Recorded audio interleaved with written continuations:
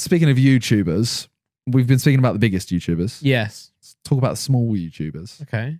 Mr. Beast. Yeah. Oh, yeah. Yes. He's tweeted something recently. Yeah. Laura always texts me during the podcast. Like, important stuff that I have to reply to as well. Not like, what's your favorite color? What's your favorite color? So Mr. Beast tweeted, come on, internet. He said, I wish there was a way to invest in social media influencers. I don't know anything about the stock market and I find it boring. Like when I see a channel that I think will blow up, I wish I could just like buy shares in it or something. Lol. Any small YouTubers want to give me 10% of your channel for like 10k or 100k? Depends on your size. Let's run an experiment and see how it works. Lol. Yeah. Had to add the lols. Lol, yeah. What do you think of that? I think I definitely can relate to what he's saying because obviously, investing is a good thing to do with your money. Instead of letting it sit in your bank and do nothing, maybe get interest for like 0 point nothing. It's nice to put your money to good use, start a business or like, invest in a company or invest in stocks, etc.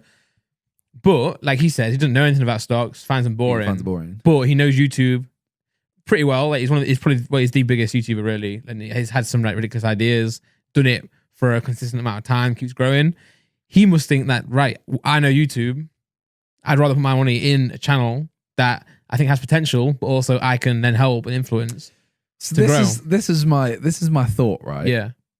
I've got I'm gonna pro con this. Okay. So he's saying that he wants to invest in them because he thinks they'll blow up. Yeah. Realistically, he can make a channel blow up anyway. True.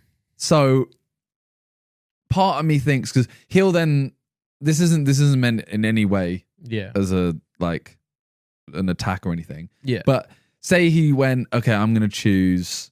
Trying to think of a really small channel right now. Saying so I don't know. Say you have a new channel. Say Randolph is 10k. Yeah. Something like that. Yeah. He goes, okay, Randy's channel. I'm a buy that 10%, 10k. Yeah. Then he starts putting you in some videos. Yeah. Your channel blows up. That isn't really because your channel has blown up because of the content. Maybe he saw the content and he went, I think this is really good content, and that has helped. But ultimately, you've had the shout out, etc. Yeah, exactly. My other thing against it is it reminds me of Team 10. Yeah, true. And I think it's always a case of, say he buys 10% for 10k. That your channel, you have 10k subs, you give away 10% for $10,000. Yeah.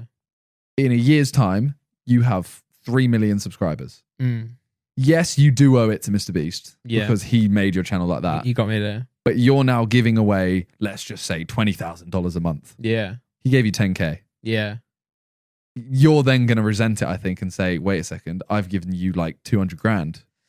Yeah, but then like you say, that actual first 10k. Oh, 100%. But I know you're going to say that first 10k has made it so that you wouldn't have earned anywhere near what you're earned. Yeah. But I feel like that always happens. An influencer will always give away a bit for a little bit. And then if they blow up, they then go, hang on a sec, I don't want to do that. I don't need you anymore. Yeah. Yeah.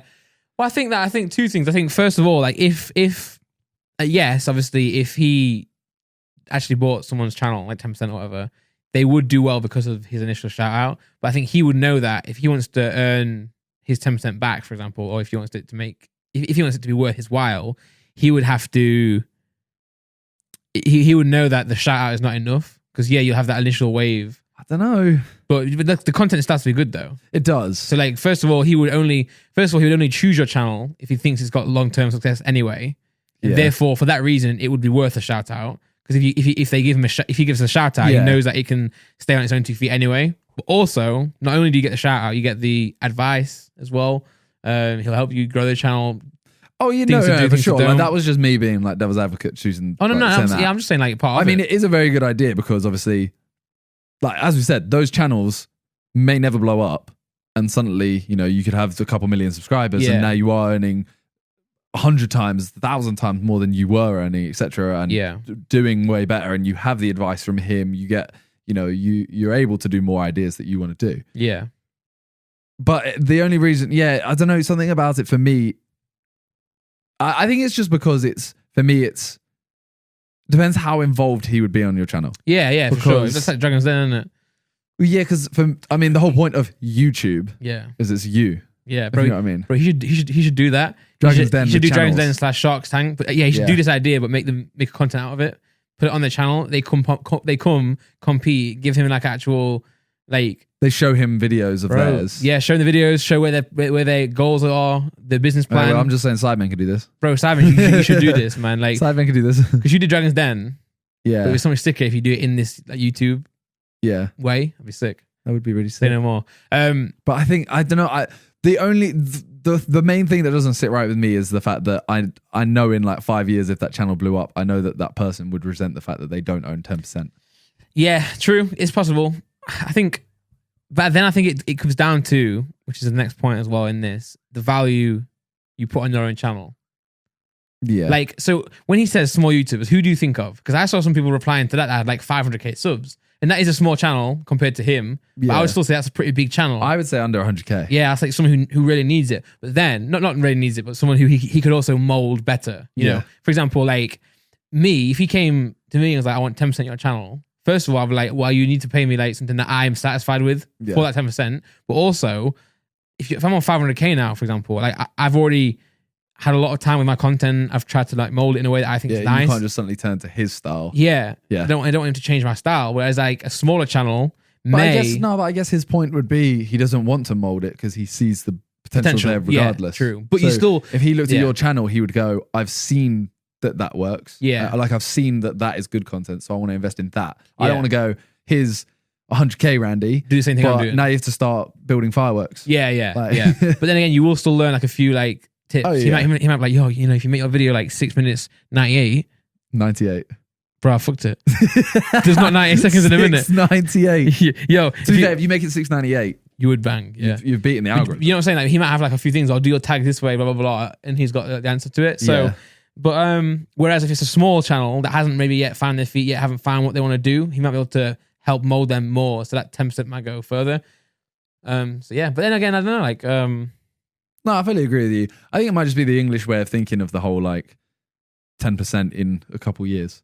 I Yeah. feel like people would just resent you in England, but in America they might see it as more of an opportunity. yeah, my issue is that I'm very like I'm very I always want to own what I do. You know, so I always want to like make That's sure my thing. my as well. music. I want to own it all. Like I don't want to sign to a label and give them. But that might just be us because we're lucky enough to be in a position where we don't need to. Yeah, true. Whereas if you're like just starting out, maybe someone's been doing YouTube for 5 years, Yeah. has 7k subs, but their content's sick. They just haven't managed to make it into the algorithm and blown up. Yeah.